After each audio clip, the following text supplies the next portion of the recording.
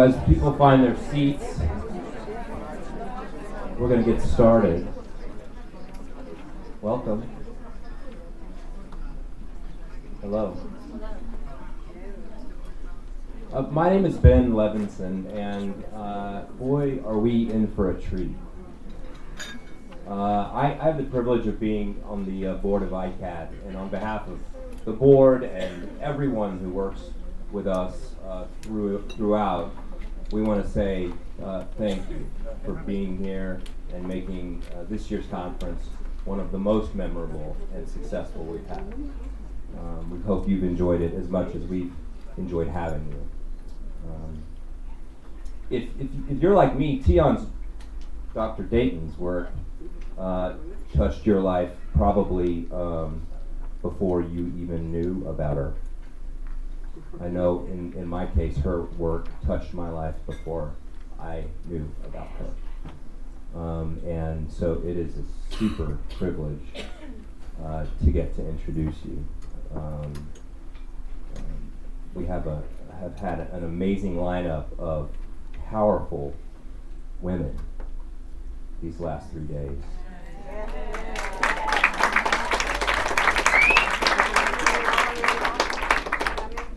And you are among them, certainly. I'm going to read a little bit about her. In case you didn't know, Dr. Dayton is one of the early pioneers of psychodrama, widely acknowledged as a leading global expert in its practice, theory, and neuroscience, and is, in addition, an internationally renowned speaker, expert, consultant in trauma and addiction, ACOAs, and self-help related issues. She's the author of 15 books, including Neuropsychodrama, the ACOA Trauma Syndrome, Emotional Sobriety, very good one, Trauma and Addiction, Forgiving and Moving On,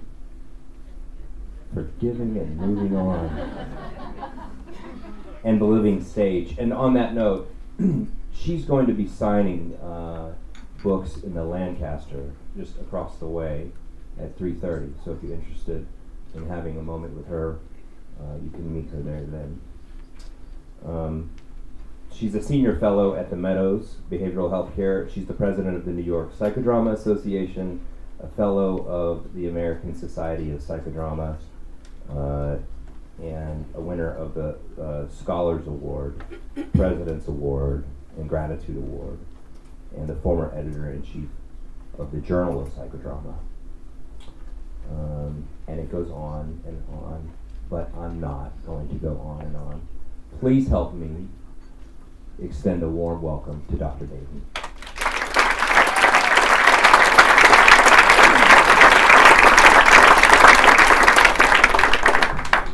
Hi. So I'm very happy to be here. I need to ask you for some indulgence. In the plane, in the airport on the way here, I pulled my back out. I think we're echoey on here right now on the mic. And it was one of those things of getting up from a chair and thinking, I'm not sure I can keep standing up. So I really pulled it out, and I have everything from the drugstore, from the pharmacy, and I'm wearing one of those belts. So I'm in a tender space, and I'm usually pretty physical. If just avoid me if you would, and that's as hard for me as for anybody else. But I'm really in a tender place. Is that okay? Yes. And the other thing is, I want to take Tylenol so it doesn't hurt as much. But that sometimes gives me an allergic swelling. So I thought I'd meet you before my cheek does that.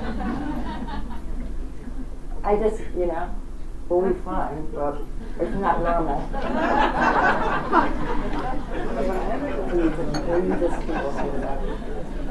Having met you, let's get started. Okay, so, how many of you are familiar with psychodrama? How many of you use psychodrama?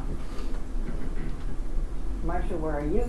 I don't want to forget to introduce a veteran psychodramatist who lives in London, Marcia Karp. I just don't want to not introduce this very, important psychodrama lady.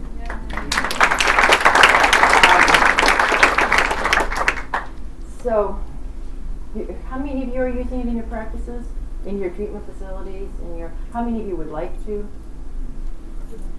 How many of you are afraid of it? What I do, what I've developed over the years in the field, this model that we're doing today is called relational trauma repair. Does this sound okay to you? I feel a little bit.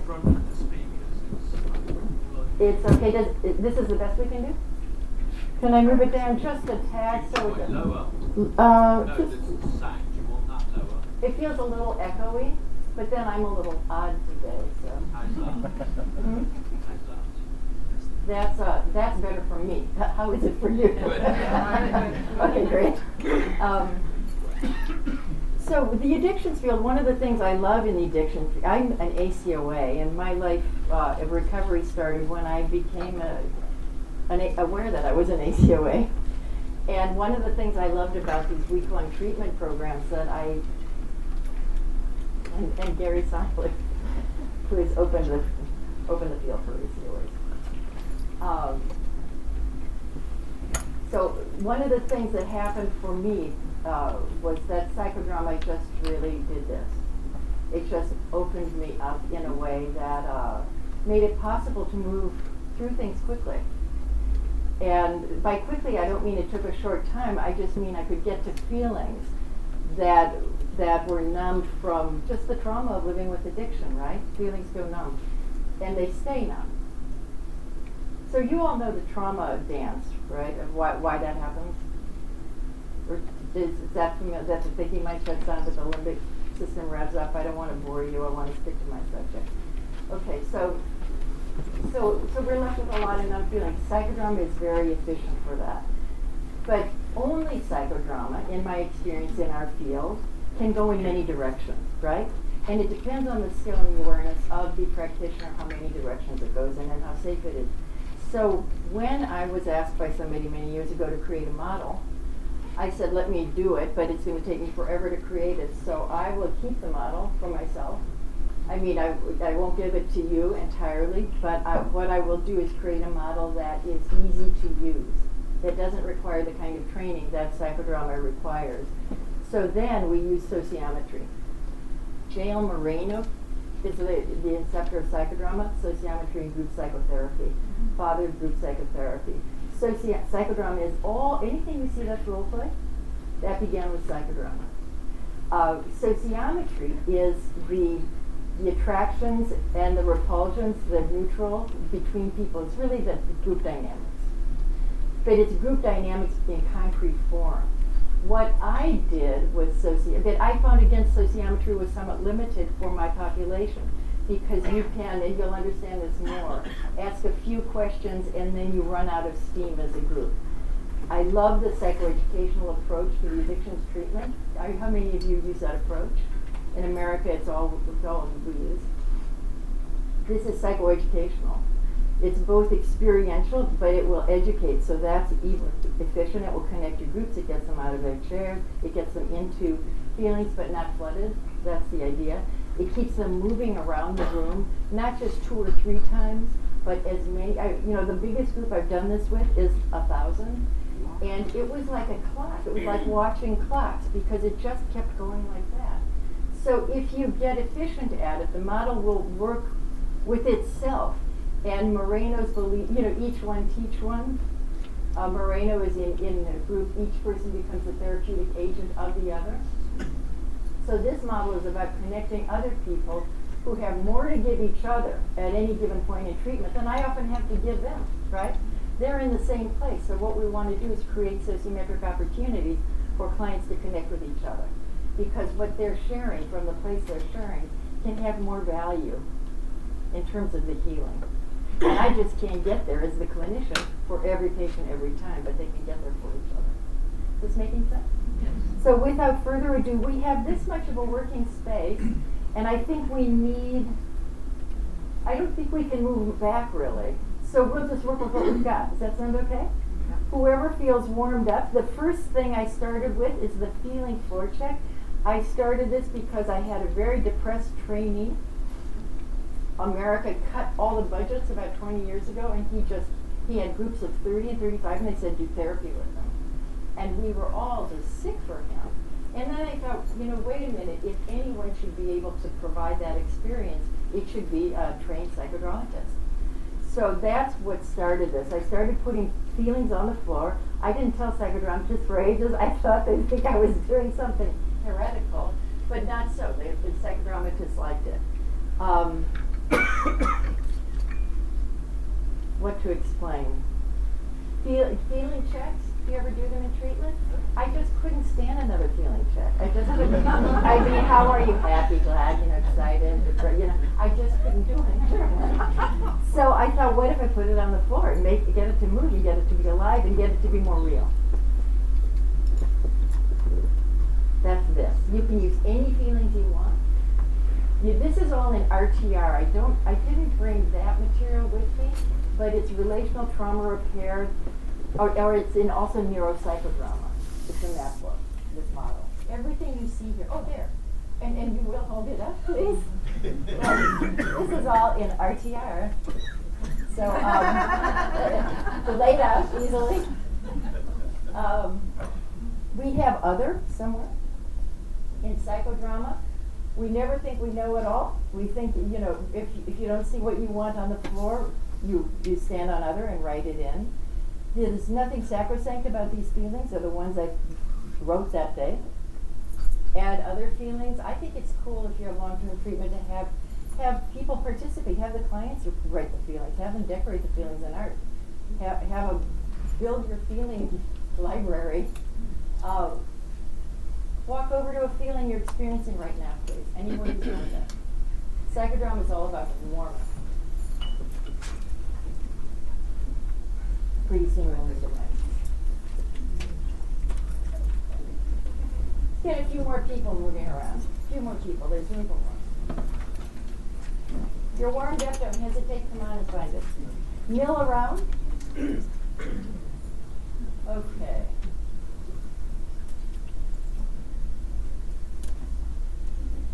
So with one mic, raise your hand. And here's the question. I asked is, whenever you feel warmed up, share a nice, crisp sentence about why you're standing where you're standing. Important that you say nice, crisp, because otherwise it turns into a group share and you'll look around and people are just tipping over with exhaustion. So, and you have to, unfortunately, be good at asking people to wind it up. Otherwise you lose the rest of your group. But I find if I start in the front, a nice, crisp sentence about why you're standing where you're standing. And raise your hand and we'll come over with a mic. I'm standing by content, and it's because I feel connected and full after lunch. I'm standing by content because I feel like I have a perfect balance to my week in London with great experiences here and traveling around London. I'm standing on content because having walked up and down Kensington High Street 3 times with my phone not knowing where I was, I finally got here to this particular talk, which is fantastic. I'm standing on stressed out because I'm overwhelmed with responsibility. Hi, I'm standing on anxious because no matter what's going on in my life, there's always a low-level anxiety that's constantly running. Thank you. I'm standing on lonely because I'm missing my family. I'm standing on angry because the therapeutic agent that I advocate for is illegal in the United States and it pisses me off.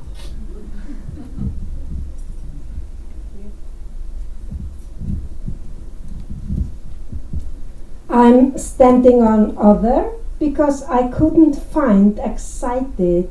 I was so excited to come.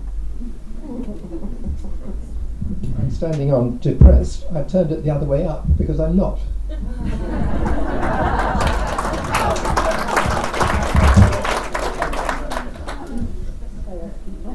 I'm standing on hurting because I am. I'm standing on hurting because I have a deep sadness. Okay. Let's one more. I'm standing on happy because I've connected with so many wonderful people at this conference, and connection's what it's all about. Okay, try, and once again, please excuse me for doing all over, maybe sitting down here and there. I take care of myself. Walk over to a feeling that that you don't like experiencing much. That when it comes up, you go. Now you will recognize that as a subtle warm up into trauma. Feeling you don't like experiencing. Same drill. Same drill. A sentence who's warmed up. I don't like. I don't like feeling trapped because it messes with my identity of who I am. Yeah, I don't like feeling trapped. I don't think anyone likes feeling trapped. No. I'm standing on trap because. I don't know, because I was drawn to it, because when I saw it and I saw the picture of the handcuffs, I just immediately went, bam, that's the one. Say one more sentence. Standing on trap because. I'm standing on trapped because it's the thing I fear most. Okay, thank you. I'm standing on trap because I felt it in the past, and when I felt it, it felt like there was no hope. I'm standing on frustrated because I hate being prevented from doing things. Well, there's more drama there, but you see we'll warm up. There's several dramas warming up. So if this thing, that's all. Standing on guilty because I'm an adult child of an alcoholic, and that's how I felt when I was a child. And now, today, feeling you don't like feeling. Not so anymore. When it comes up, yeah, okay, great, thank you. I'm standing on stressed out because I don't like who I am when I'm stressed out and how I behave.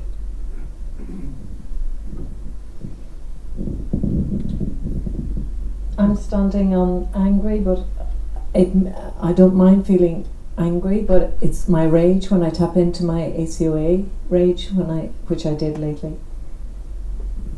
I finish a sentence if you would. When I tap into it, I did lately. I feel out of control, and I feel very sad.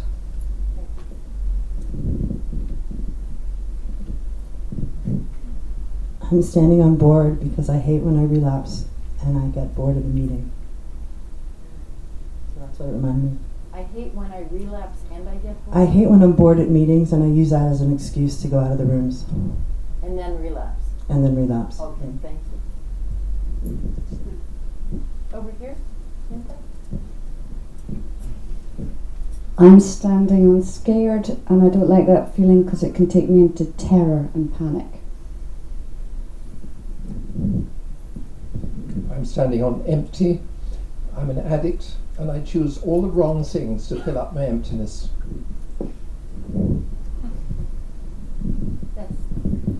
That's already, that's a complete, right? That's us all there. Thank you. So beautiful. I'm standing on anxious. I don't like the sick feeling and the pressure that I feel when I get anxious. One more, and when I feel that sick feeling, When I feel that sick feeling, I feel like I won't cope. and when I feel like I won't cope, When I feel like I won't cope, I won't survive. I'm sorry? I won't survive. So so we know there's the place to start with the drama. If we were in a treatment situation, when did that come up before? When did that feeling set in? I don't mean to warm you up and then leave you hanging there. Will you forgive me? Are you okay? I'm standing on resentful, and I don't like feeling resentful because it blocks me from my own feelings. Oh, there you are. Okay. Yes. Yeah, clear. Thank you. What do you say? You get this idea somewhat, right? You want to move into the trauma symptoms and see how we work with those. Would you like to be seeing some psychodrama today? How many of you want? I figured as much because I'm hearing that. So that's why I want to show you the warm-ups. And then we can, if somebody's warmed up, we can do something. Okay, so if you could lift these up, and Minta, if you could find, or Craig, if you could find the other pile with the long symptoms on them. and just scatter those the way these have been scattered. If you all want to stay, do you want to stay up here and do the next thing, or do you want to sit down and have different people be able to come up? Or okay. How does it feel to stand up here and do this in this group? Also, it feels good. Okay, good. Good, good.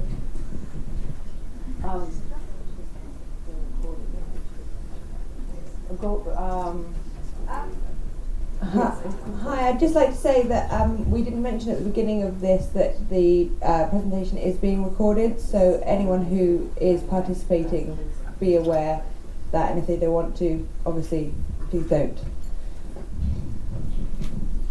Yeah. Dad, are we okay with that? Oh, that 0 shouldn't be there. Okay. Oh, cool. Thank you so much. Just anywhere there's room. Okay, so now what these are trauma symptoms. And the reason I'm working with them like this is because I noticed when trauma started coming into the field, when I would lecture about it, people would start to go dozy, right? It's very hard to find yourself on a chalkboard. You start to get flooded and you think you're every symptom, or you want to leave, you want to avoid any of it. So by putting them on the floor and managing that, it helps people to decide. One of the things that happens if you're traumatized, if your thinking mind shuts down, right? You start to lose the prefrontal cortex decision making. So we want to work that backwards and provide as many experiences so that people can reclaim their ability to choose. So if you see this process, they're choosing constantly, right? It's constant choices. And that's just a subtle way to train choice. Stand up, please, and walk over to a symptom that you feel pulls you right now. Just stand up, anybody? Come on up. Who's ever warmed up, and whoever wants to play a little. By the way, if you have any inkling of doing this yourselves, please come up and do it here. This is not something to watch and take out and then do. It's something to do and then consider doing.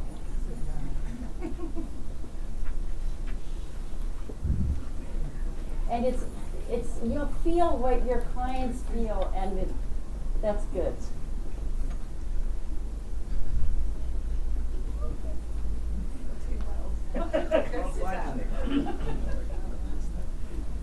Now, are you hearing there's just a little more action in the room, a little more buzzing, a little more familiarity? Okay, so it's same thing. Now, a sentence about why you're standing where you're standing, please. Anybody who's ever warmed up.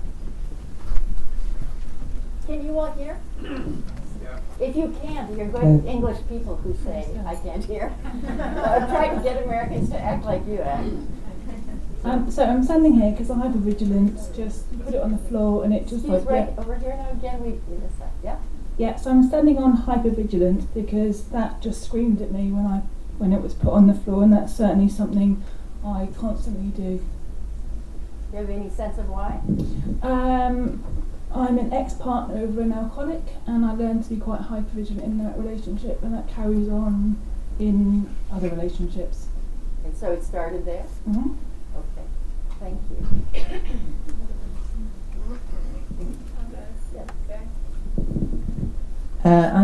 Hello. I'm standing at somatic disturbances, body aches and pains. I'm standing here because I suffered for many years with painful psoas muscle, had shingles 3 times, pleurisy is how I feel my feelings. I understand that. Yeah. I'm standing on traumatic bonding because when I saw it, my body just got into fight or flight reaction.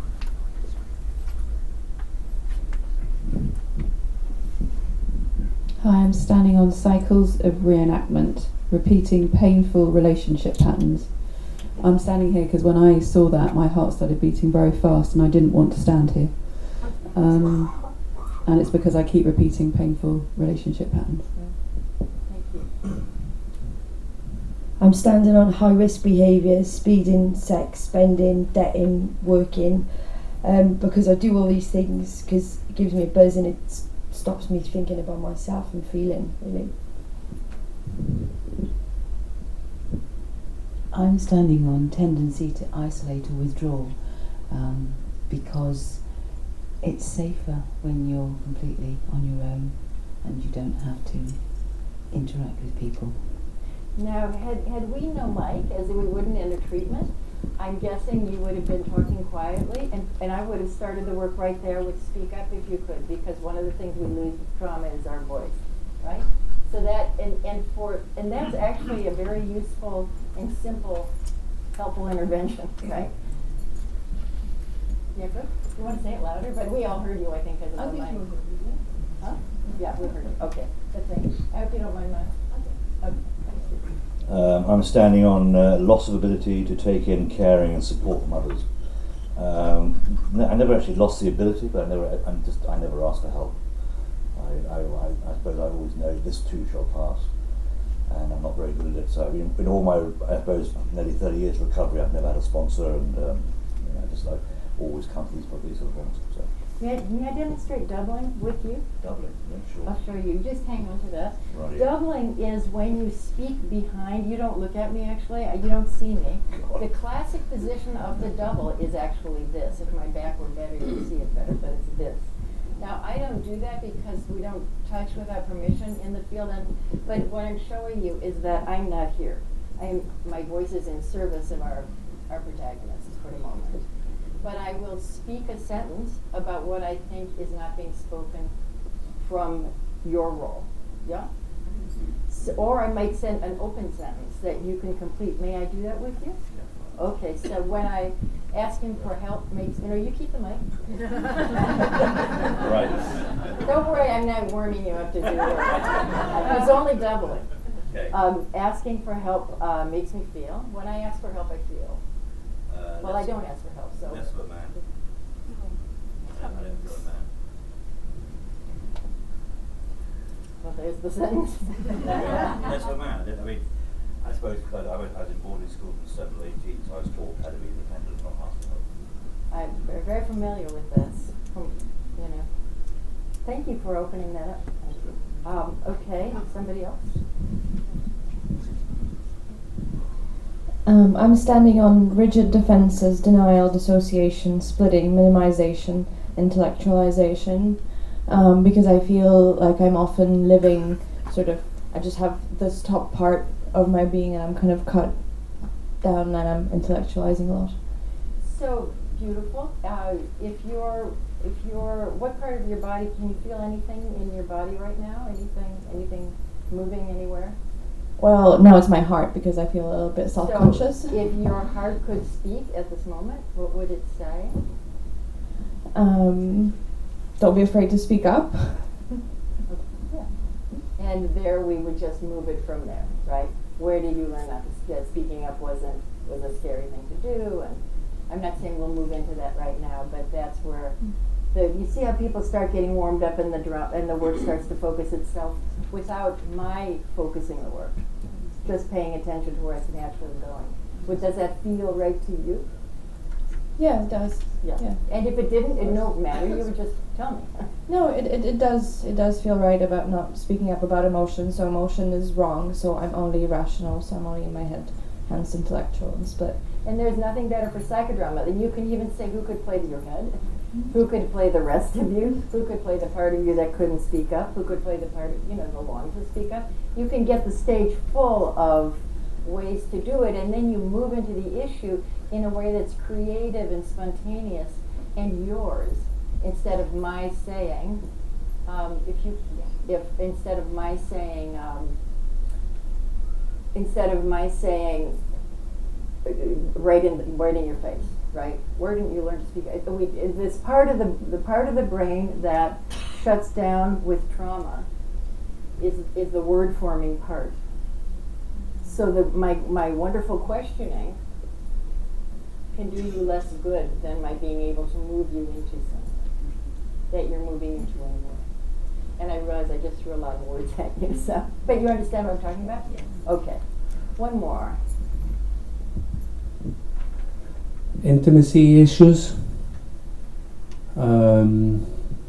Yeah, I like to have loads of friends and know everyone, but not too close. And that's been a problem in, I guess, all my relationships. So nothing better than psychodrama for that. Who could play someone you could be a pal with? Who could play someone you could be a little more of a pal with? Who could play someone you could be intimate with but maybe wouldn't? You know, you can just follow it down the line. Breaking everything out into roles. One more. I picked loss of trust and faith because I'm a child of 2 alcoholics. They both passed away. But this dovetails to shutting myself away and isolating myself immediately when that happens. Do you want me to show you a soliloquy? What that is? Do you want to do a little soliloquy? Okay, this is also sometimes colloquially called a walk and talk. Are you with this? Is this what you want today? Yeah. Okay, so we're at 2:30. We break at 3:30, right? Okay. I just want to feel more warm up if we're going to do work. If we're going to do work, we need to be warmer. So I don't, you know what I mean? Yeah. Yeah. But in trauma work, if you were free. Yeah. No, that's true. I felt it too. And actually, we could have gone right into something for a moment there. Is that what you felt? Yeah, that's your read, right? Almost. Okay, walk and talk with me. We'll do a little soliloquy from loss of trust and faith, which lands you at, did you say? Isolation. So what I'm going to ask you to do is your Hamlet for a moment, and you're doing your soliloquy from when I lose trust and faith, we just listen. So I say. Yeah. So when I lose. It's your soliloquy. When I lose trust and faith, I withdraw. And keep on. And I isolate myself from people who I don't trust, because I'm afraid that they're going to hurt me. I'm afraid they're going to hurt me because. Because that's how I've felt. In my childhood, I've not been able to trust anybody to be there for me, and I don't want to be a burden to anybody either. So the best thing for me to do is to withdraw from everybody who potentially are going to hurt me. And I feel lost, and I push people away, but I still want them around me, but I still want to push them away. It's a beautiful song. How are you doing? Is that okay if I walk away now? No. Okay. Okay. Where's Mint? Oh, there you are.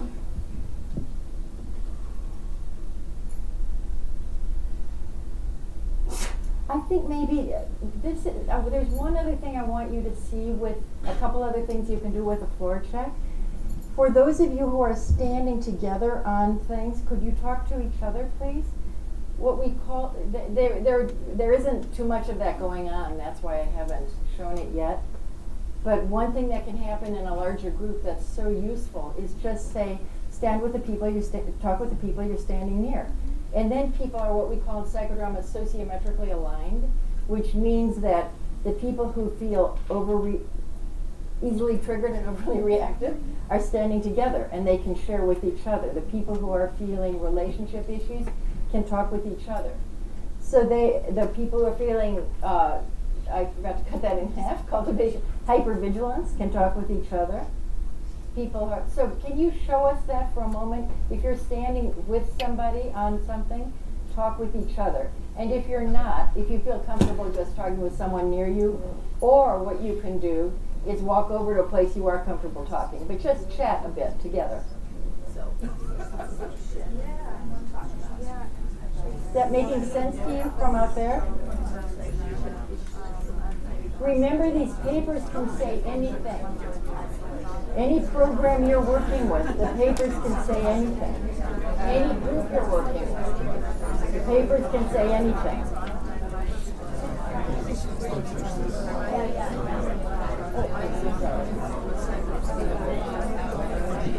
Are you hearing the decibel level and the comfort level?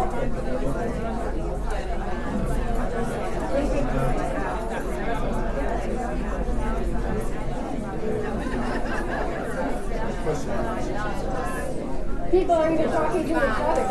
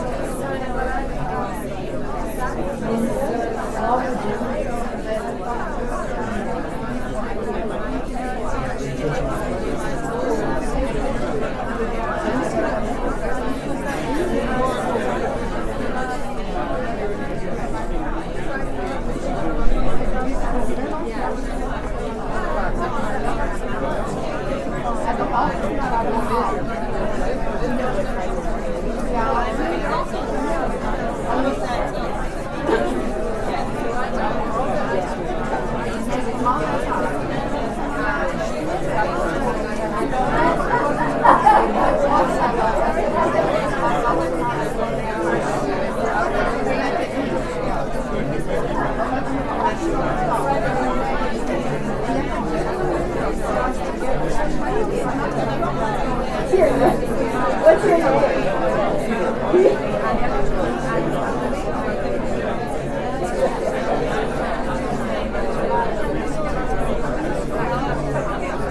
I don't suppose you want to be used yeah,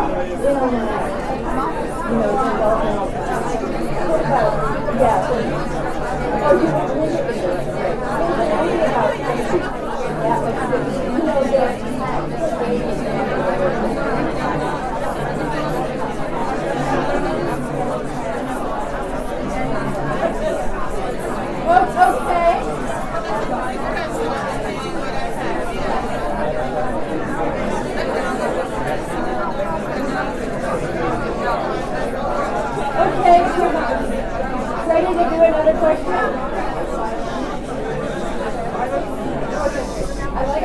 No. Don't help me. Thank you very much, but this is what I want. So this is what I want. This is a group that's engaging, right? So whenever people help me make it quiet, I just want to edge myself in there. Eventually they pay attention to me, but I know a group's working when they start to ignore me. And you just started to ignore me, which is a really good sign. But anyway, I was saying, and I was loud enough so you could have heard, but you collectively, this is groups do this, they collectively just decide to ignore you. And that's good, because they're valuing each other. And I do have Peter's permission to tell you that, is this really still okay? Yeah. That about 3 minutes into it, he said, are we going to sit down now? And Peter was on intimacy issues. So, I gave him an assignment to stand up and talk more to him. You're a good sport to let me. But that's, I mean, it's fun, right? We should have fun while we're healing. That's part of the healing. Okay, thank you so much, good people. Or do you want to stay here for this one? Yeah, stay here for this one. Okay, this is a timeline. This is a trauma timeline. I have tried this in every permutation over the years. I started it early on. Again, fearfully, because trauma was a subject we were just opening up. But I've worked with it over the years in every way, adding things, taking things away, adding resilience, taking that away.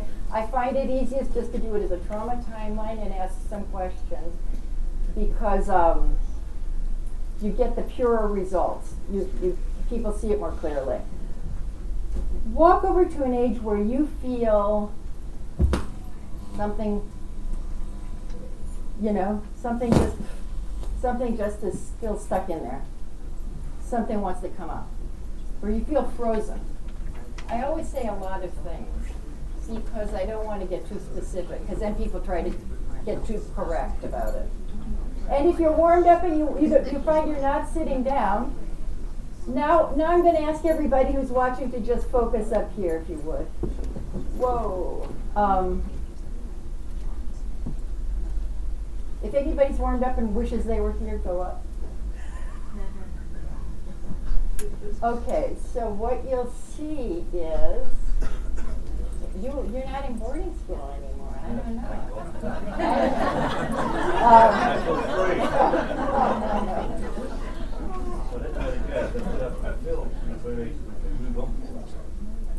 Oh, it doesn't feel present for you to work on that stuff. Okay. No, I mean, I did a lot of that when I went in that park.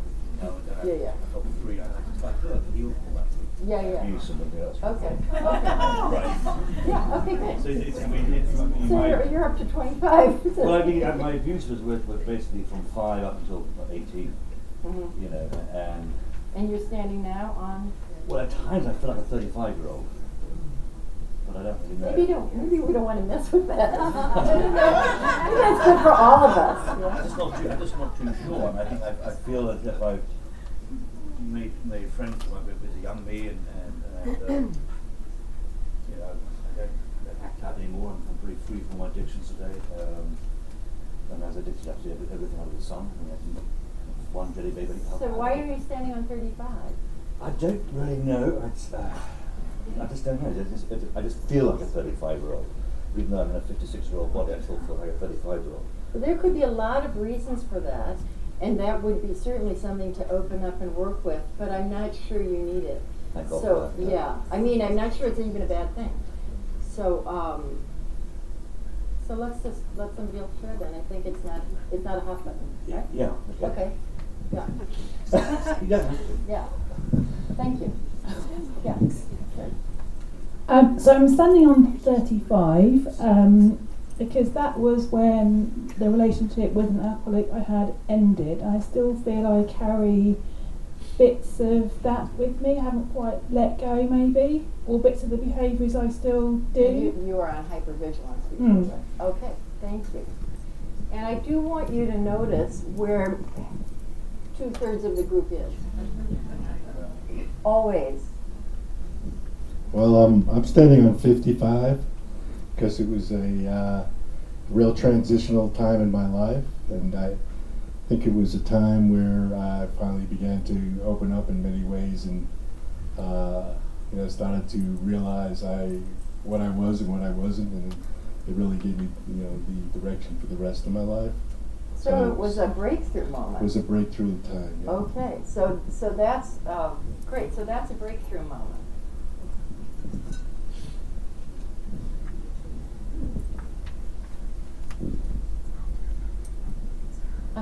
I'm standing on 10.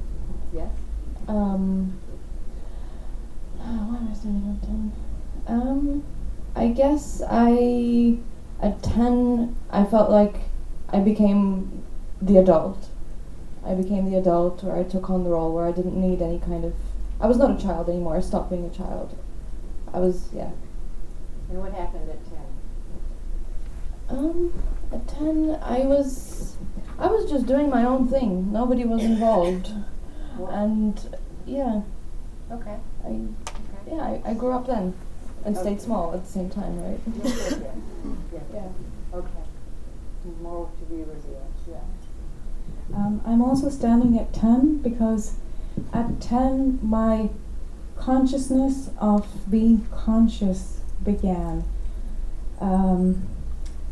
I also became an adult, but I felt like I switched roles with my mother at that time because that was the first time when, I come from a family where there was a lot of domestic violence and alcoholism, especially. Right to the meat of the share, if you would. Right. It's frustrating. I'm sorry, because if we go into too much story, right? Yeah, this isn't the moment for it. So right. Okay. So this is when I became conscious that I had to take care of my mom. I had to take care of my mother. Yes. See, so may I use this as a bit of an example? That's hard to say, right? I mean, it's hard to know. So it's very, very frequent to circle around it for a little while. And sometimes it helps to be in a situation like this where you can say, because you understand the constraints of this model, I can say right there without, making it difficult for you, I hope. Was that easy enough for you? Yeah, Yes. that was, yeah. No, Yes. I do psychodrama with my students, and here I was going into the story myself. Exactly, so you knew what, yeah, but we all do. For good reason. So there you go, and how are your knees doing? Mine are shaking. I get somatic double feelings. Are your knees? My knees are okay. I can't say the same about my chest. So if your chest had a voice? It feels tight. It feels like it's constricted. Just say, give your chest a voice. My chest wants to explode. No, give your chest. I am the chest. I'm the chest. Okay, I want to explode. Yeah. Okay. And one more song. One more sentence. I want to be free. Okay. Okay. Thank you. A couple more, and then we'll just move into a little bit of a drama.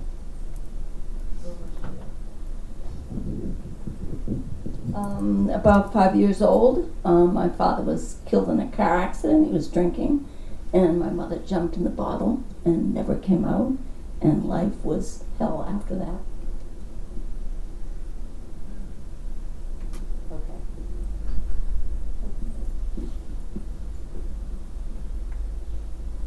Do you want to work on this a little bit?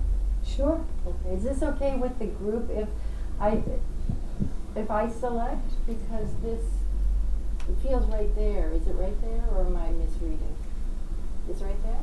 It's right there. There are a few things that are right here, but just my mind's going over here or here. You tell me, you tell me. You tell me, speak up, tell me. Is this okay? Is anyone going to be sad? Is it very hard not to take care of everybody? I'm like, I've never gotten over codependency. Okay, does this feel right? Okay.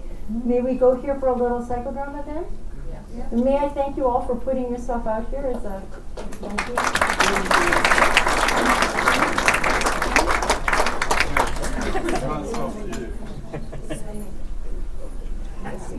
Yeah. Oh. Is this good to do with you? Okay. Okay, so whoever feels like it meant it would be prayer or something, if you think. So,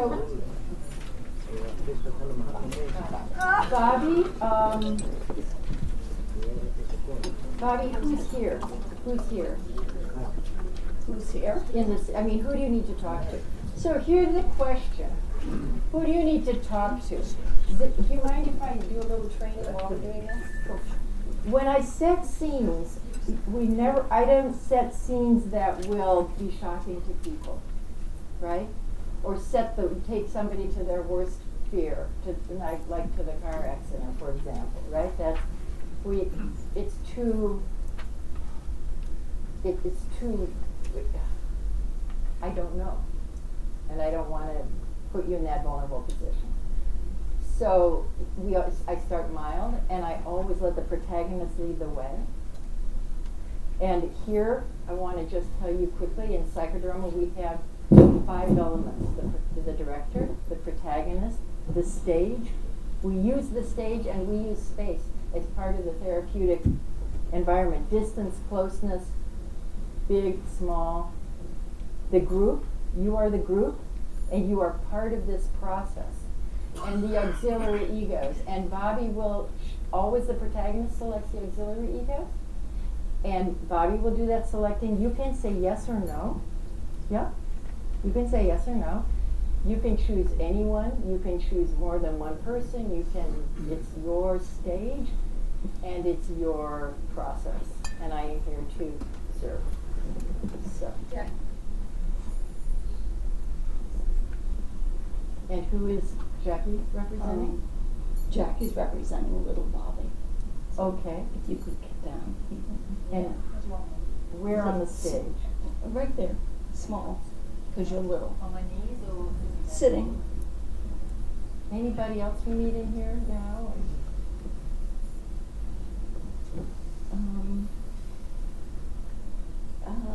Just maybe this row right here.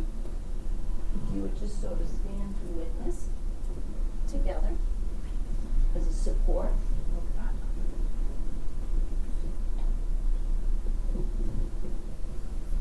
Is that good? Yeah. Okay. I'm really sorry. I'm really sorry. You didn't get to have a child. I'm really sorry that nobody was there to protect you. You needed to be protected. And nobody was there. And you're very precious. And it's amazing what you've done with your life. Nobody could imagine. We need to hear. We need to hear. Nobody could imagine. Nobody could imagine what you and I know. And this is what you created for yourself from the wreckage. And I just wanted to tell you again that I love you, and I'm sorry that that happened to you. You're very brave. Reverse role. Just physically change places. Do you know how to do that? Okay, just give her a couple of those sentences. Usually what I say is give her the last line. I don't necessarily go for the whole thing. If there's a particular message you think stands out, but give her the last line so the drama keeps moving. I'm sorry what happened to you. You didn't break that essence. I'm really sorry what happened to you. And you've been so brave. And just look at what you've managed to create from the wreckage. And that's amazing. You're amazing. You're precious. Thank you. Thank you. It's nice to look into your eyes. Because I see that reflected. And I never saw that reflected before when I was little. And you have beautiful eyes. You're a beautiful soul. Thank you. Thank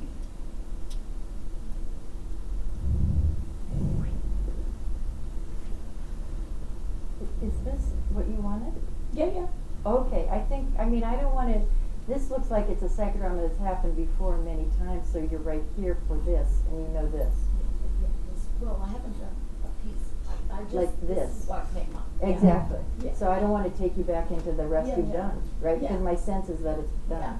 Yeah. Okay, great. Yeah. So, little Bobby, what do you want to say to this adult part of you? Thank you for never giving up on me. Thank you for being my champion and being brave with me and walking with me and celebrating me. Now, can you stand up?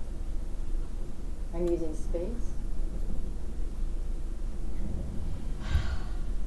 Nice to meet you. Nice to meet you too. I am walking with you. Yes. Thank you. Thank you. Thank you. You know that. Yes, I do. Thank you. May I ask you a question? May I interview you in role? When you get upset, you're not doing anything that's making me think this. It's more of a teaching moment. When you're in an upset state, can you talk to her about it? Yes. Yeah. Yes. I'm going to go off script a bit. The reason I'm asking that, first of all, I'm sensing this is a pretty complete drama, that there's not a lot to delve into here. But also one of the goals with ACAs, with people who've been traumatized, is to get this wounded part to talk to this adult part, right? Because what ends up happening is we speak out of our woundedness, but we don't know we're doing it. So we speak out of this need and woundedness, and then we get really sad that the world isn't understanding us. I'm telling you my needs, I'm telling you my wounds, and why aren't you responding? Because it's from this wounded place, people don't, we're grown-ups, we want it in grown-up words. So one of the big treatment tasks I always feel is to grow this part up and get this part, when wounded, to talk to the adult and let the adult start to translate it and talk to the world. Does that make sense?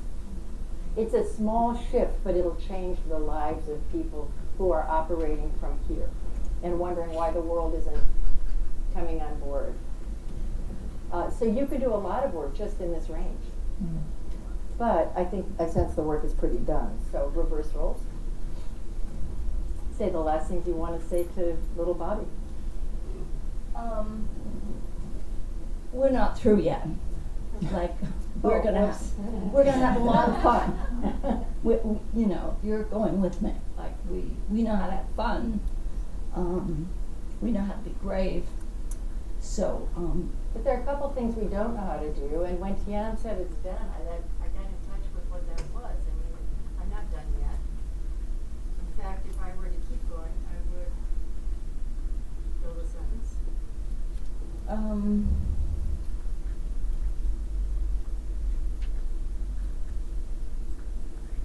What I'm trying to okay, I guess I would look at the depth of loneliness that I can go to sometimes. Is that correct? Is that what you're looking for? Yeah, yeah. That. When I said you were done, you let me know I was wrong. You let me know in role. We're not done yet, right? Oh, I was saying that to little Bobby because she has a full life yet to live. Ah, sorry, I misunderstood. That's all right. Okay. Yeah. That was helpful because I was like confused. It was like, yeah, that's what I meant. That we still have a lot of living to do. Oh, good. Yeah. Good. Yeah. That's great. That's great. That I don't want to mess with that. And the adult part is as important as the little girl. Like, she walks into a room. She gets excited when she sees Tian Dayton. Why don't you just take her introduce her to the room? So, this is a powerful piece. I've done this with clients. So, this is Bobby. And you're really lucky to meet her. She's really cute. She's really fun. She has tremendous compassion. She loves to learn. She's brave. And she's followed Tian Dayton from the States to England, London. So thank you all very much.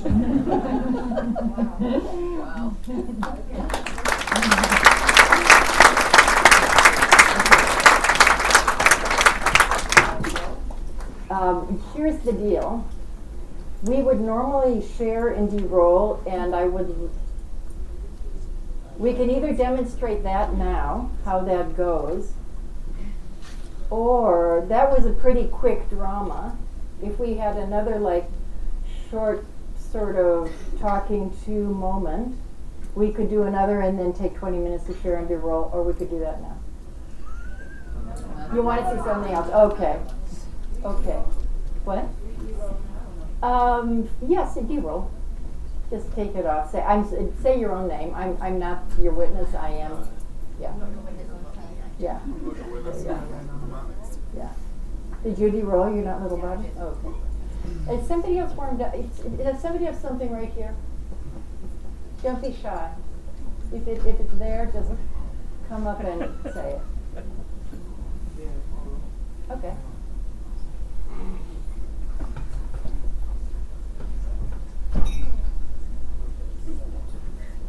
But you really don't want to? But here's the deal. The group is giving you the stage, so you need to choose to be here. Yeah, fully. So you do want to. Oh, okay. Okay. Who's here? Who are we talking to? And what's your name? My name's Tanner. Tanner? Okay. And who are we talking to? Well, it's little me, really. Okay. Who could play Little You? Who can play Little Me? Yeah.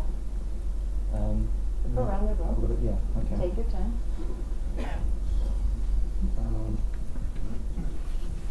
Play Little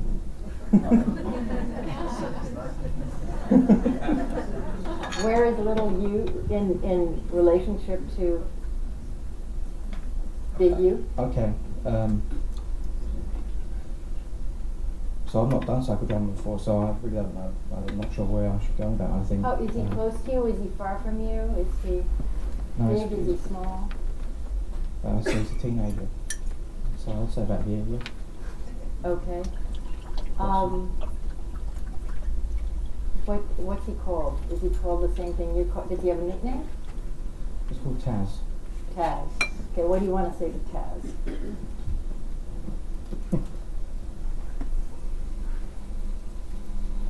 I'm not really sure what to say. I think that's the thing. Not really sure what to say. I think the whole thing right now has just been quite emotional, just sitting next to the lady next to me. And just So I'm sensing it something in here, right? In here? Okay, so may I come near you? Okay, what? I can't do it because of my back, but that's all right. Picture my hands here and speak from there.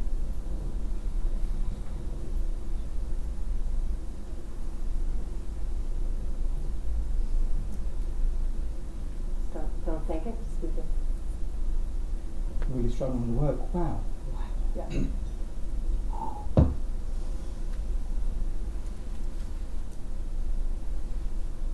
Now I feel about 5. I just want to escape now. That's really strong. Who could play you when you're 5? Don't know.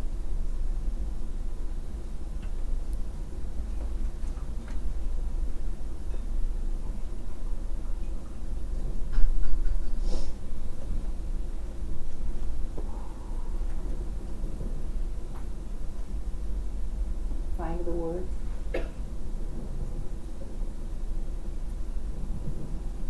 It's so blocked, it's so caught in my throat, I can't find them, I can't find them. So much to say. There's so much to say, I don't know where to start. Yeah. I don't know where to start, I don't know how it's going to sound if I start. Correct that if it's wrong. It's up here now, it's in my throat. It is all going to be okay, and it has been okay.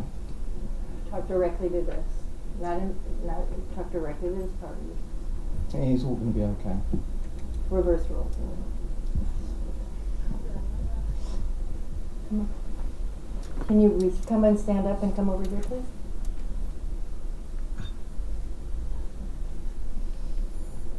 Take it. Come over here. It is all going to be okay. It is going to be okay. It is going to be okay. It's all right.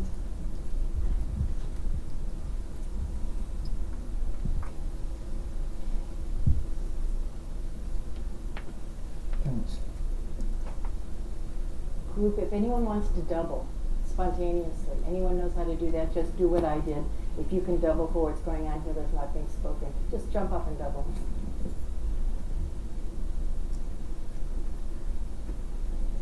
I wish I could believe that.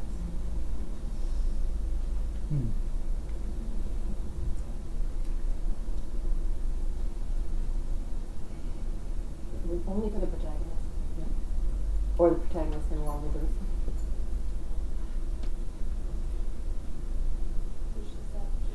Double? Why do you think it's going to be okay? That's a double that's getting ahead of the, may I use this as a teaching point? That's getting into territory we don't need he's in yet. We don't want to put ideas in his head, we want to match him where he is, we want to join him where he is. So find a joining double. The joining double, the real joining double is that's the real joining double. You can do that too. Quit it. Thank you.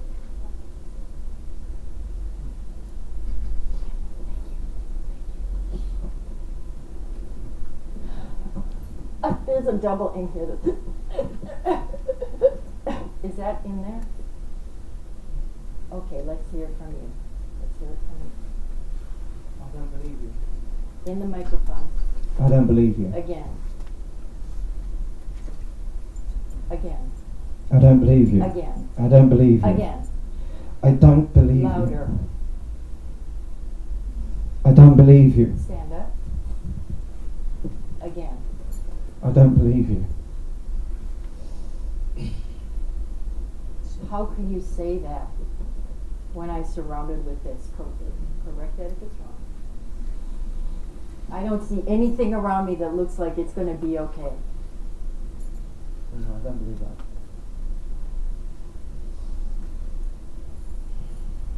I'm going to ask you to come in with your voice and your words. Yeah.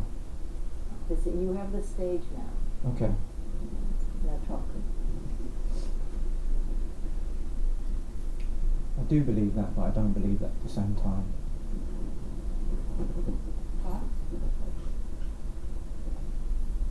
And that's a place inside of me that I go. Correct that if it's wrong. I go to this place where I do believe it's going to be, but then I come back to this place and I don't believe it's going to be. And I haven't really come out of this place fully yet. Correct. Don't worry if it doesn't feel right. I'm just trying to go with what you're giving me. Bang on. Huh? Yeah, spot on. That's why I brought this out onto the stage, because when I try to believe that, this part of me comes up. And I want to say I don't believe that, because I still feel that in some way. Doing really well. Keep going.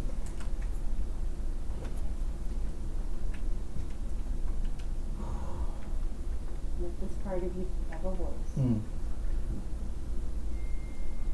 Yeah, I do feel it, but I don't feel it. There's been times that I feel being an adult child of.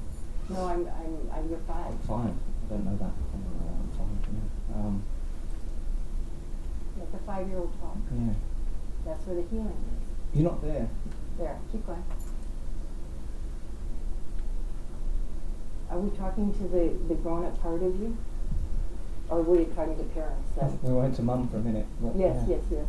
So if I had the time, we would look around the room and see if you can see Mom. We won't bring her out into the drama, but where is she sitting? Who could play Mom for you tonight? Over there. You just stand, if you would, and say that to Mom. Not close to Mom. Not close to Mom. Correct that? Is that correct? A bit further away. Further away. Further away, Mom. Further away. Yeah. Is that far enough? That's okay. It seems a bit too far, actually. Okay, let's Sorry. Okay. I'm 5, okay. I'm 5. That's so confusing. Yeah. I'm so confusing. I'm 5 and I don't really know what distance. I really do want you. I want you far away. I'm 5. I want you far away. You're scaring me. Correct that if it's wrong. That's true. Now, what do you want to say to Mom? You're not always there. But you are there, but you're not always there. That's why I can't find the distance. You're sort of there, but you're not there. I don't know where you are. Yeah, come, don't come, push, pull. I don't know. I keep looking for you. I keep wanting you, but it's not safe to want you because. When I wake up, I'm not there. Keep going. You're doing beautiful. And then, I stay at my nan and granddad's, and they're not there. They're there, but they're not there.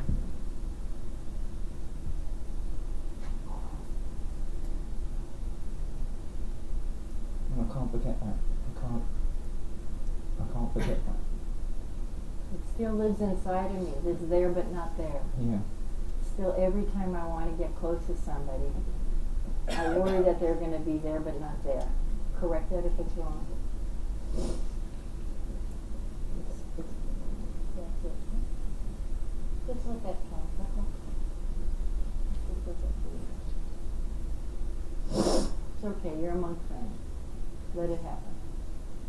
Just let it happen. Just let it happen. You want a little support around you? Yeah. Okay.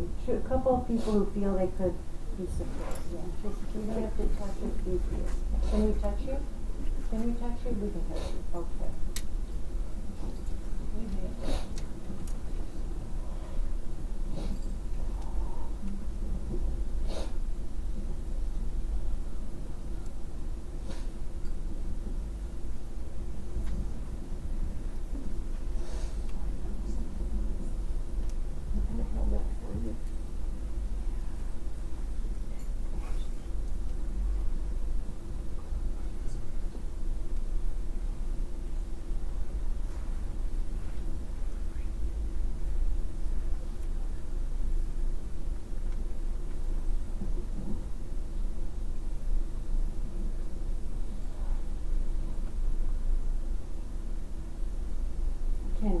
Thank you. Okay. How does that support feel? Beautiful. Okay. So with that support, say the last things you want to say for now. Do you see that? Thank you. It just felt good. I'm giving you back your money. There you go. And from this place of support, feeling supported, what do you want to say? The last thing you want to say to Mom? I love you.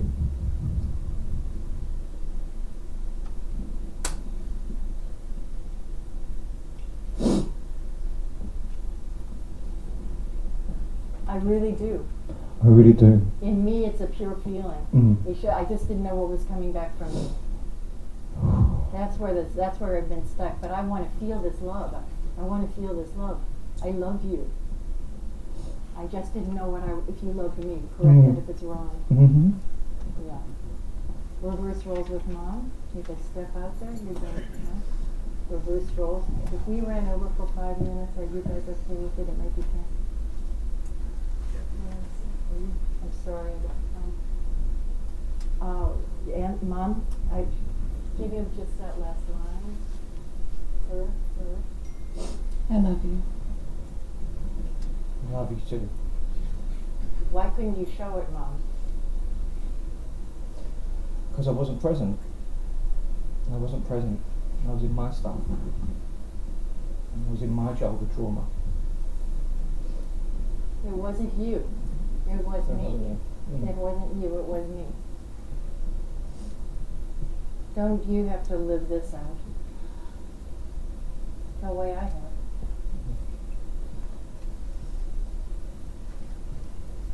Only for time's sake, we would do a lot more work here if we had the time. Yeah. But because we're limited on time, Mom, Sorry about that. tonight, I'm sorry? Sorry about that, yeah. Sorry about that? I apologise. You're sorry, are you apologizing as Mom? I have no idea where I have no idea. Anyway.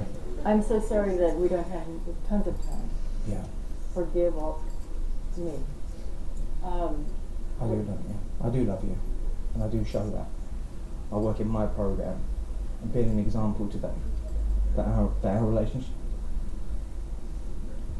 is much better. Say that again, Mom. Yeah, really trying. Our relationship is fantastic today. I just am glad you've been able to heal this part of it, because I know this part isn't part of today, but this part is so important. And this part is your part. And I'm happy you brought this part out, because maybe I can't help you with this part, but you can help you with this part. Yeah. Yeah. I love you. I really do. I really do. Reverse role. And say the last things you need to say to Mom for today, for now. I love you too. And thank you for saying you love me. That makes me feel safe when you say that. Where can Mom be now in the room vis-a-vis you? Sorry? How close or distant is she? I want Mama closer. You want Mom closer? Your stage. How you tell her where? To hear. Okay. And now say the last things you want to say to Mom there. As a 5-year-old. That is, you're right. You're 5 there. Okay, where are you? You're the adult. Thank you. Okay. Say the last things as the 5-year-old. I'm glad you're here. And I love you very much. I feel safe now.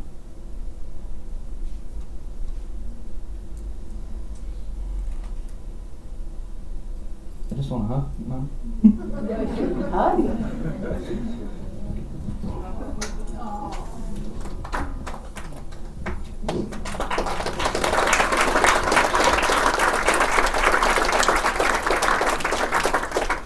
Now come here and reverse roll, please. Thank you. So say the last things from the adult self. You go back where he was. No, don't change any of the places. Go exactly where you're back here. Just where he was. You go just where he was. And you go just where you were. Yeah. last thing to the 5-year-old from this adult part? Or actually last thing to mom from this adult part?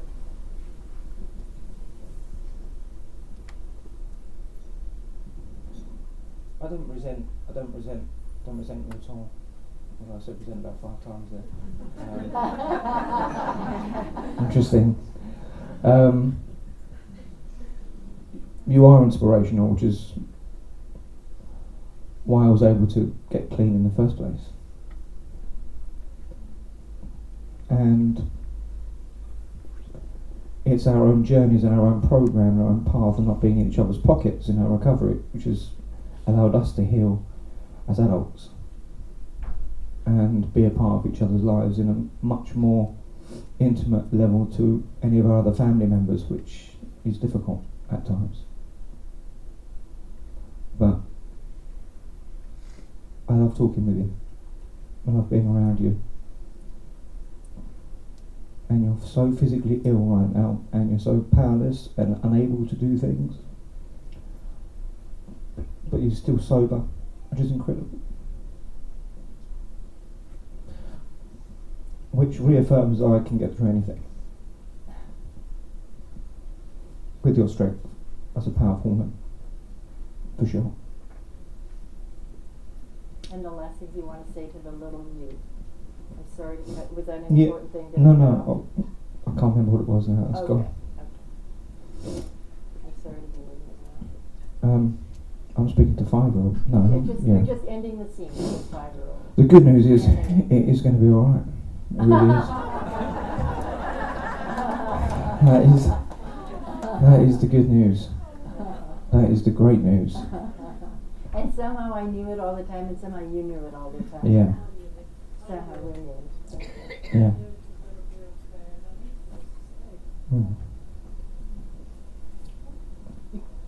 We need to connect with our stuff to be free, I know that.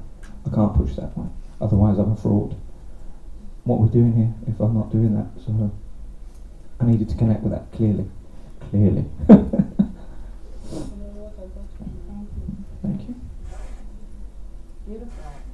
Beautiful. Thank you so much.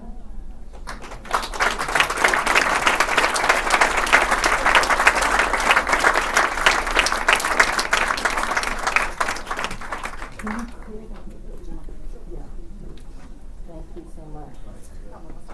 Okay, can you move that, please? Thank you. Okay, yeah, thank you. Okay, so now we have 10 minutes before we break, and we need to, I want to show you sharing and de-rolling the psychodrama way. I really am not one who runs over. I try to stay very close to time.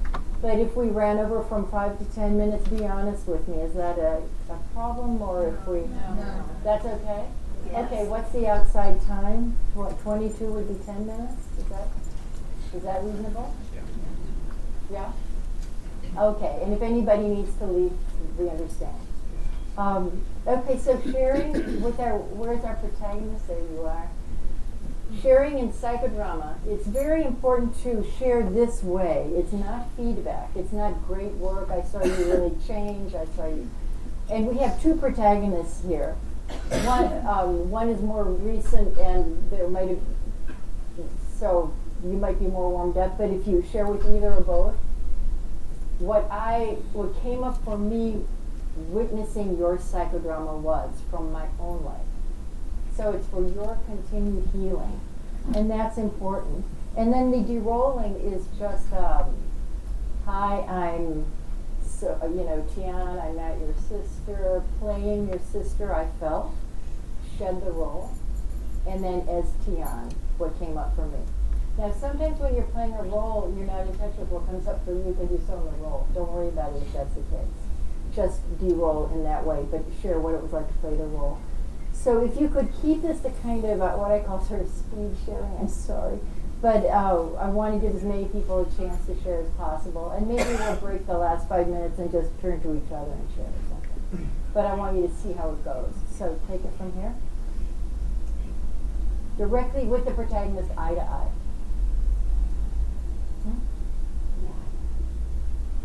Anybody ready to share? Yeah.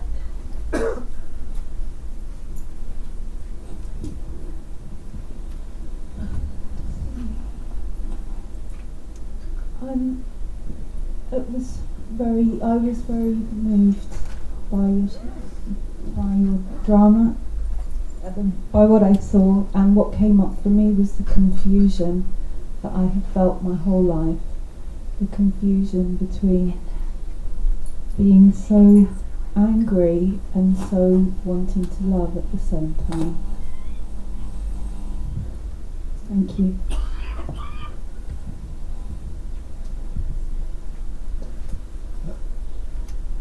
What came up for me was my adoption story. Another sentence about that, please. Right into the mic. In a surprisingly raw way. You shared something personal about that. What came up for me was share a feeling more, a little more, something connected, if you would, that for your healing.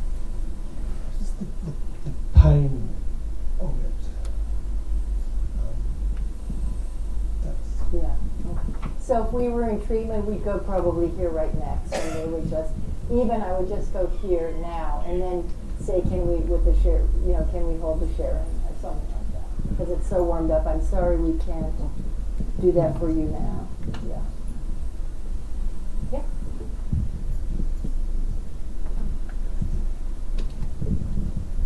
When I doubled as you, I was standing behind you, and I was actually feeling your emotions of this confusion so much, and I felt so overwhelmed myself that I couldn't be your double. I couldn't say those things, like it was caught in my own throat. And the only thing that did come out of my mouth was something I didn't mean to say. I didn't mean to say thank you, but then I felt like I wasn't doubling you. I was being what I was, the paper that I was standing next to, that creating a false identity for myself in order to please somebody else or say something that I expect others to say. So in that moment I lost my role as your double and became something that I project. What got triggered from my own life was? What got the overwhelming feeling of like this thing, what you were saying, getting stuck in your throat, your emotion getting stuck in your throat, your truth getting stuck in your throat. Thank you. Hi.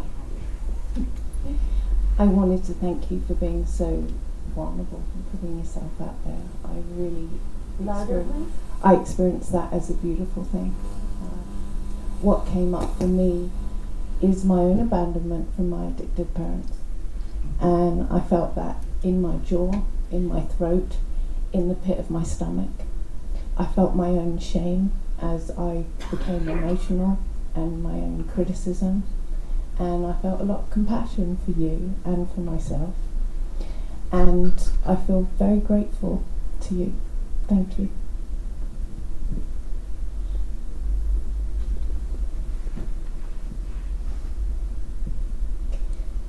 What I wanted to say to you in role as your mother was just, I love you, Taz, I love you, I love you, I love you so much. And in role as Dufflin, other things came up that I wanted to say that were the things my mother said to me, which were never helpful. So I didn't say them. But feeling that feeling in role of, so much, and I feel so stuck, and I wish I could go back. I wanted to go back, and I wanted you to be a baby again, and I wanted to rock you in my arms, and I wanted to start over. And that feeling gave me so much insight and so much compassion for my own mother. So I thank you for that. Taz, I just wanted to say, you took me right back to when I was 5 years old and reminding me of all the feelings that I had at that age, but also reminding me how far I've come since then. And I think what's important to me was psychodrama that released me. It was the first time I think I was 17 years in recovery, where I finally let go, because I didn't let anybody in for a very long time, and then Raquel there was the only person I really trusted. And I think it just showed me the power of what it does. I mean, I find it difficult to connect with some things, but it's the power of how it was, and I just saw it. It reminded me so much. My parents are never there. I was raised by nannies, and I was basically introduced to my parents in the evening. So I know exactly where you come from. So in regards to how lonely it was, I didn't trust anybody. So thank you so much for that.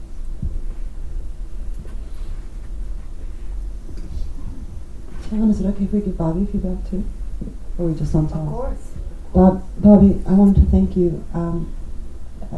When you said to your little self that look at how brave you are and how courageous you are for what you made out of your life, that helped me a lot. And I also felt that a pivotal moment in my life was when my cousin was killed by a drunk driver when he was 24 years old. And so thank you for helping me see that.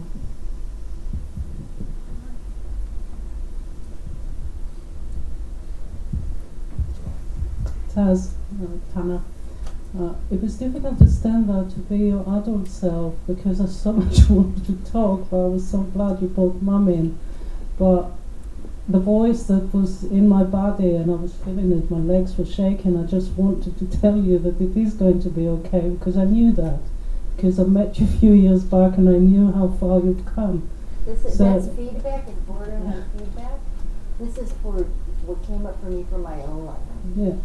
So standing there as your adult wanted to remind me on how much I wanted to keep on saying to this little one of me, which is about 3 to 5 years old, how much things are going to be okay, and it is going to be all right, and it has been all right.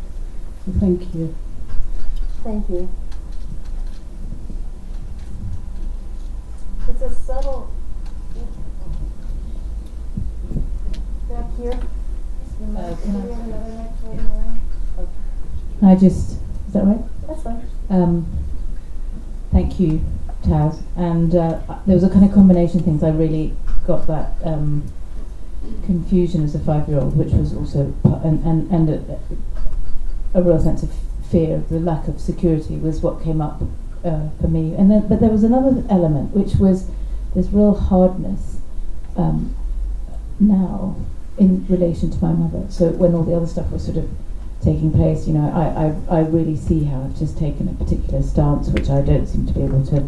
I just feel quite frozen, actually. I was very aware of that.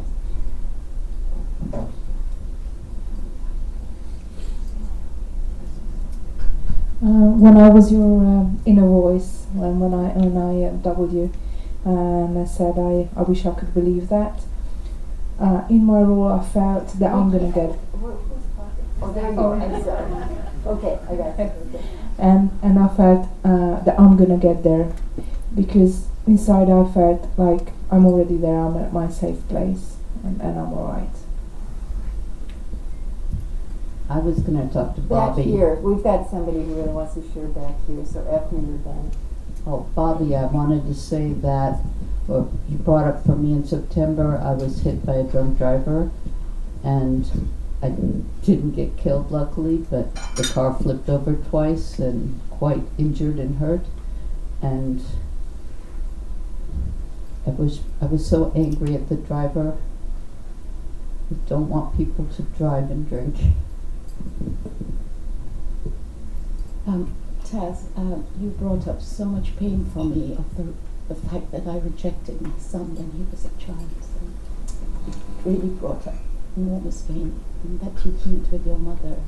And I hope that happens for me, because my son has now rejected me as an adult totally. I haven't seen him for a few years, or my 3 grandchildren. And the pain is very deep. So you brought that up for me. Thank you. Thank you for sharing. Thank you, Taz. Thank you for being so brave and going up and doing your work in front of all of us. It was a real gift. And Bobby. You brought up for me that looking for my mum and no one being there in my own life. And also she was a using addict. And she died at 52 of alcoholism. So yeah, thank you for that. Okay. Thank you very much for your courage and for your sharing what was happening here. It opened my heart for my mother that I haven't had any possibility to connect or have any contact to nearly all my life, you know. And seeing what's happening here on the floor, it gives me a hope that I can heal this relationship that I've never been, and I can love my mother again, and I can finish this journey with peace to my mother. And it's really so much compassion and hope that I get from this. Thank you so much. Thank you, Bobby, for asking me to be a witness of your process. And what it brought up for me is how important people witnessing my process is, and also how difficult I found it to be there witnessing yours, and how I wanted to change and just to be a silent, compassionate witness, and how much I really need that in my life. Thank you. Thank you, Bobby, for your psychodrama. What came up for me was at the age of 5, I was in boarding school. My parents were Christian missionaries, and I was brought up by nuns. Later on in main school, my nickname was Bobby, Popularity Bobby, because I wasn't. However, what my parents gave me were good values, and I've treasured them for the whole of my life. I hardly knew my parents because they were in India for most of the time that I was in London. But that's all right. They were good people and they gave me really good values, and I've still got them. But the other thing that's come up for me, I'm now 82. My childhood is just beginning. I'm having the time of my life.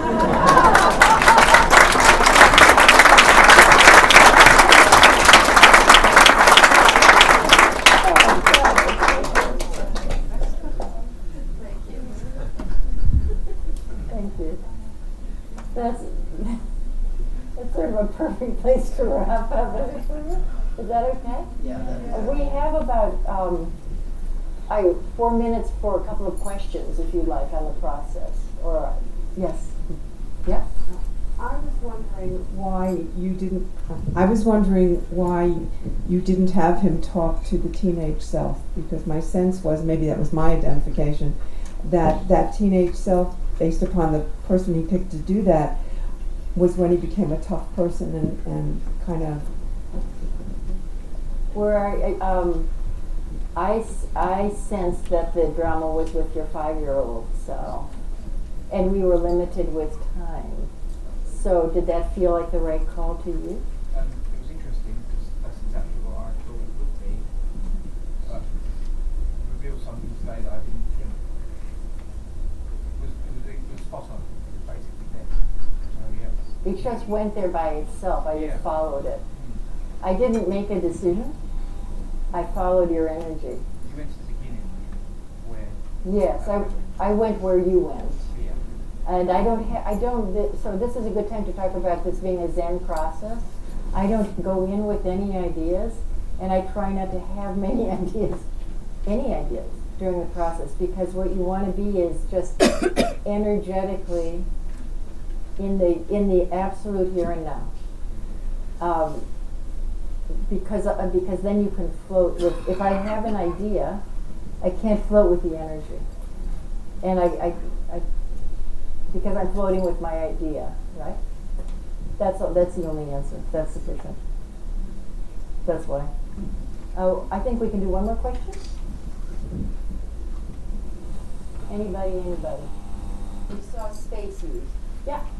Question. Yes.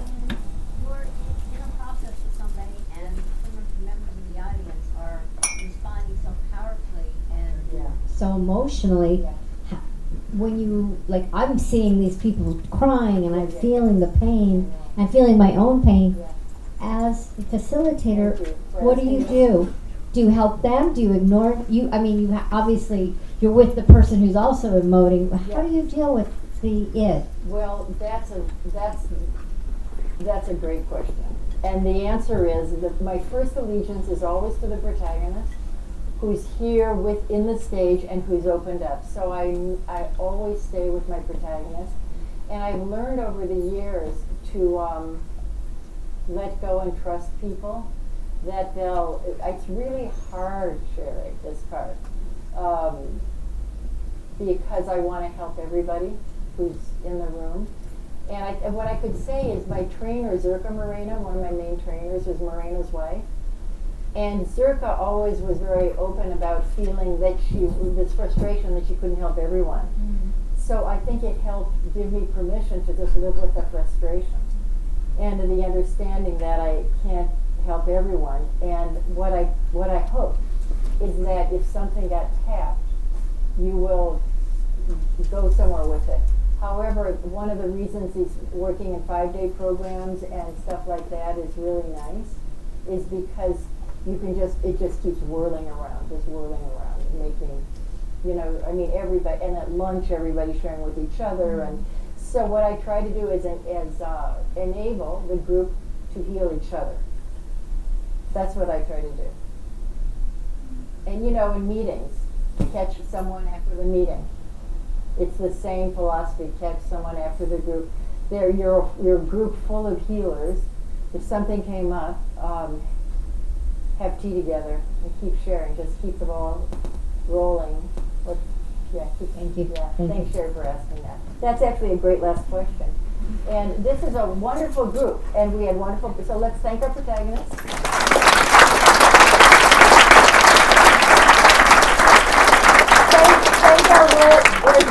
Thank our